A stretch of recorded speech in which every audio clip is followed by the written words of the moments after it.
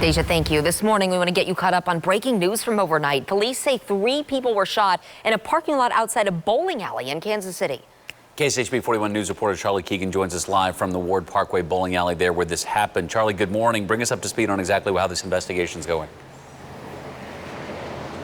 Right, so right now, Taylor, police want to speak with anyone who is inside the Ward Parkway lanes here behind me about this shooting. They want to know if anyone who was there earlier in the afternoon, into the evening, and of course, late last night when this shooting took place, because right now, police do not have anyone under arrest. They don't have a suspect really in mind for this shooting that took place in the parking lot, kind of on the back side of the building there behind me. I want to show you what it looked like when police first got to this area about 11:15 last night. They immediately put up tape here, blocked off this entire street outside, and launched their investigation. Police tell us that all the evidence so far really points to that shooting taking place outside in the parking lot.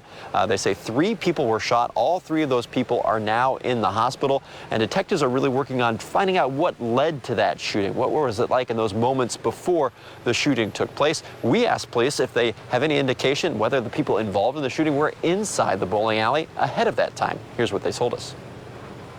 Not for sure, but presumably so. And detectives are they'll work through that.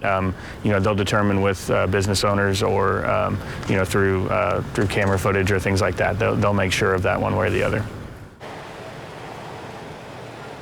Here's the latest information we have on the status of the victims in this case. Remember, 3 victims, 1 woman in the hospital expected to live, 2 men also shot, both in critical condition for those 2 men. And the police sergeant you heard from told us that one of those men is actually on life support right now. So Lindsay and Taylor, this is a very, very serious situation outside the Ward Parkway lanes.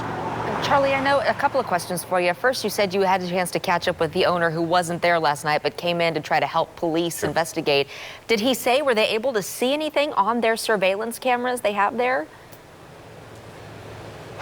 He wouldn't go that far with me. He did tell me that he was able to review those surveillance cameras and hand the footage off to police. And police say that will be a very valuable part of their investigation moving forward.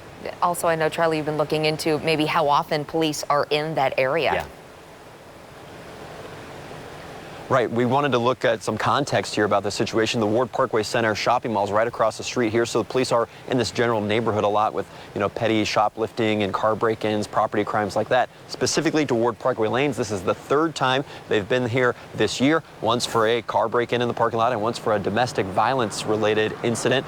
But it's too early for me to get my hands on those actual reports, so I don't have the details connected to those 2 specific incidents quite yet, guys.